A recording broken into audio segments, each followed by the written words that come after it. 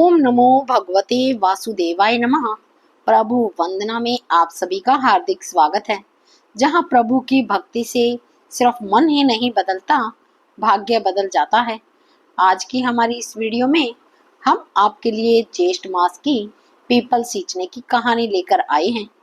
अगर आपको यह कहानी पसंद आए तो मेरे चैनल को सब्सक्राइब अवश्य करना, लाइक और शेयर भी करना, क्योंकि आपका एक लाइक हमारे लिए बहुत अहमियत रखता है। चलिए शुरू करते हैं आज की कहानी। बहुत समय पहले की बात है। किसी गांव में एक ननंद भाभी रहती थी। भाभी अपनी ननंद से बहुत प्यार करती थी, क्योंकि मरते वक्त उसकी सास ने उससे कहा था कि बहू मेरी बेटी का ख्याल रखना, उसे अपने बच्चों की तरह प्यार करना। बहू ने अपनी सास को वचन दिया था और इस वचन को वह बहुत अच्छे से निभा भी रही थी। वह अपनी ननद का खूब ख्याल रखती थी और उसे हर समय अपने साथ रखती थी। उसकी कोई संतान नहीं थी।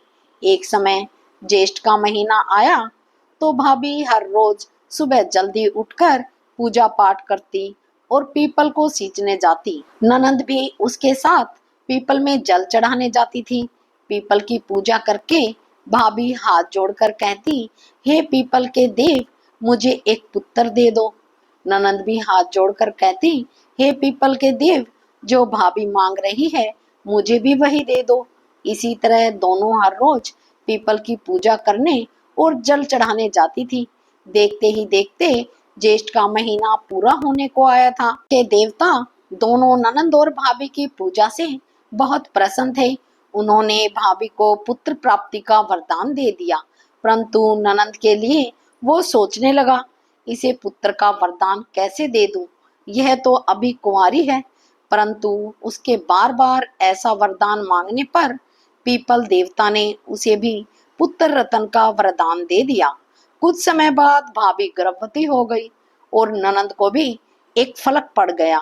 9 महीने बाद भाभी को एक पुत्र प्राप्त हुआ और ननंद को भी उस फलक से एक पुत्र उत्पन्न हुआ। जब भाभी ने ननंद के पास वह बच्चा देखा तो वह बहुत परेशान हो गई। उसके पूछने पर ननंद ने पीपल देव के वरदान की सारी बात भाभी को बता दी। अब भाभी को भी कुछ समझ नहीं आ रहा था कि वह क्या करे, क्योंकि अगर किसी को यह बात पता चल गई तो सारे गांव में उनकी बदनामी होगी। कुछ समय सोचकर भाभी बोली, तुम इसके बारे में किसी से कुछ मत कहना, मैं सबको यह कह दूंगी मेरे जुड़वा पुत्र हुए हैं। उसने ये बात अपने पति को भी नहीं बताई। एक दिन भाभी कुएं से पानी लेने जाने लगी तो ननंद को बोली, बच्चों का ख्याल रखना, मैं पानी लेकर आ रही हूँ।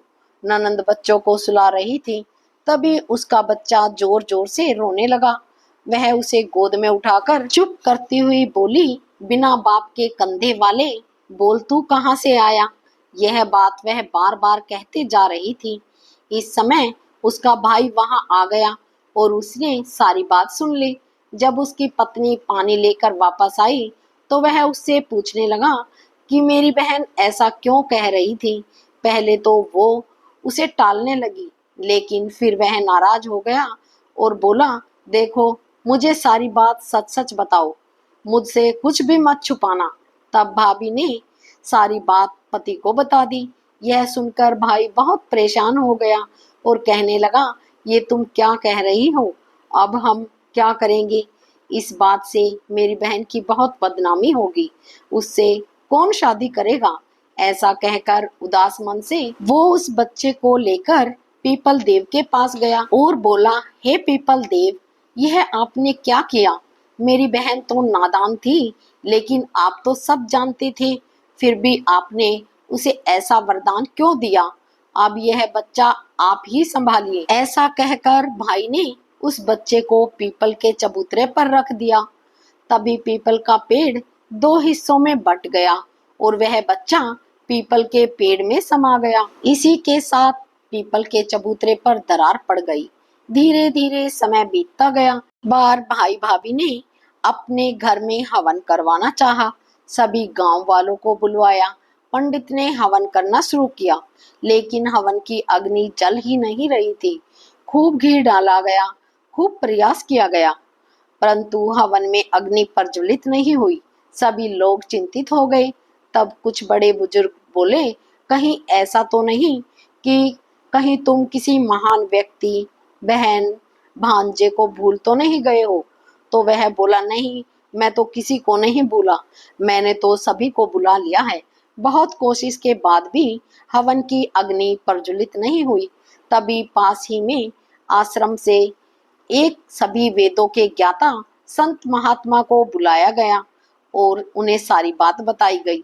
तब उन्होंने अपनी आंखें बंद करी और बोले, तुमने अपने भांजे को नहीं बुलाया, इसलिए हवन की अग्नि प्रज्वलित नहीं हो रही है। तभी सब गांव वाले ढोल नगाड़े और बाजे गाजे के साथ पीपल के पेड़ के पास गए और प्रार्थना करने लगे।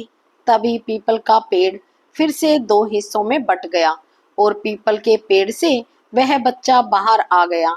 सभी गाजे बाजे के साथ बच्चे को लेकर वापस घर आए और हवन शुरू किया गया।